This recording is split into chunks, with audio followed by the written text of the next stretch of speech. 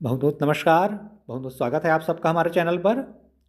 चलिए आज का रेमंड वीकली क्विज देखते हैं। हर मंडे को, हर सोमवार को रेमंड वीकली क्विज के नए प्रश्न पूछे जाते हैं। इस बार भी नए प्रश्न आ चुके हैं। चलिए शुरू करते हैं। देखिए ये रहा रेमंड वीकली क्विज का पहला प्रश्न। वर्ष 2020 में सबसे होनहार अभिनेता के लिए दादा साहेब फाल्के पुरस्कार किसने जीता? आपको बताना है वर्ष 2020 में सबसे होनहार अभिनेता के लिए दादा साहब फाल्के पुरस्कार किसने जीता?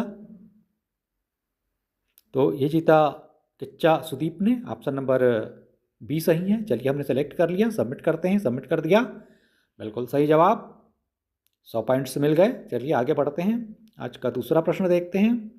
2020 में जनरल फील्ड कैटेगरी में रिकॉर्ड ऑफ द ईयर का ग्रैमी अवार्ड किसने जीता?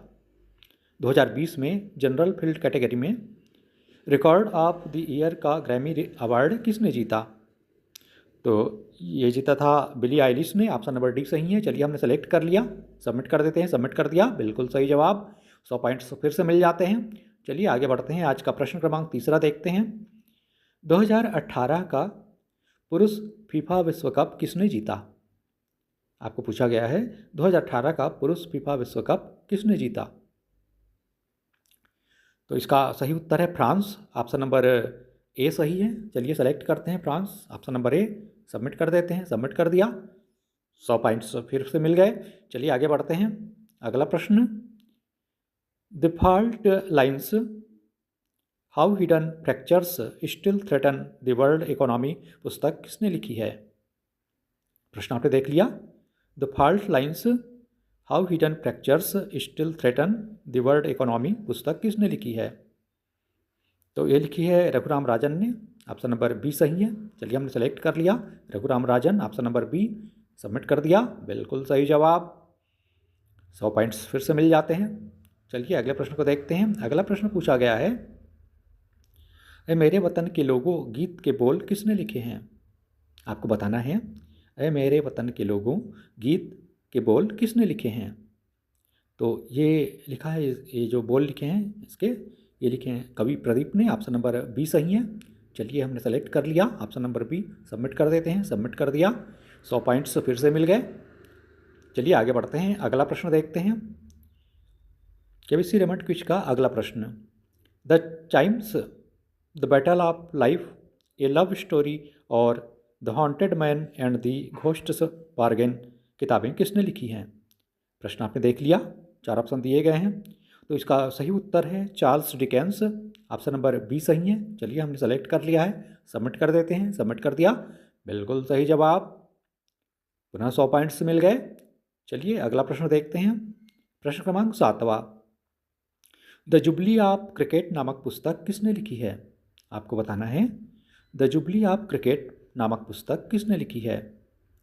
तो ये पुस्तक लिखी है रंजीत सिंह जी ने। ऑप्शन नंबर ए सही है। चलिए सेलेक्ट करते हैं ऑप्शन नंबर ए और सबमिट कर देते हैं। सबमिट कर दिया, बिल्कुल सही जवाब। वीडियो यदि आपको पसंद आ रही हो तो लाइक और शेयर जरूर कीजिएगा। चलिए आज का रेमंड वीकली क्विज का 8वां प्रश्न देखते हैं। कर्ण ने कुंती से एक को छोड़कर उसके किसी भी पुत्र को न मारने के अपने वादे में किसे शामिल नहीं किया था? प्रश्न आपने देख लिया। कर्ण ने कुंती से एक को छोड़कर उसके किसी भी पुत्र को न मारने के अपने वादे में किसे शामिल नहीं किया था? तो इसका सही उत्तर है अर्जुन। ऑप्शन नंबर डी सही है। चलिए हमने सेलेक्ट कर लिया है, सबमिट करते हैं। सबमिट कर दिया, 100 पॉइंट्स फिर से मिल जाते हैं। चलिए आगे बढ़ते हैं।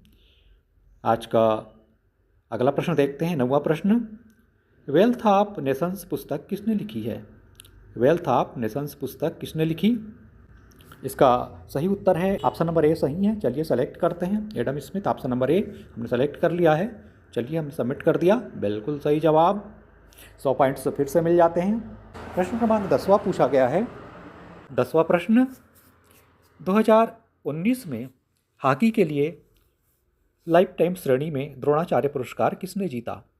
प्रश्न आपने देख लिया।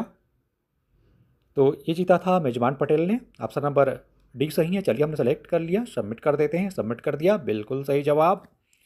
इस तरह से मिल जाते हैं कुल 1000 points. KBC Raymond weekly quiz के सही उत्तर अभी हमने देखे। आईडीएफसी डेली ऑफलाइन क्विज के सही उत्तर भी हमारे चैनल पर अवेलेबल हैं, आप चाहें तो चेकआउट कर लीजिएगा। चलिए अब अगले वीडियो में मुलाकात होगी, अनुमति दीजिए। बहुत बहुत धन्यवाद आप सबका। Thank you for watching.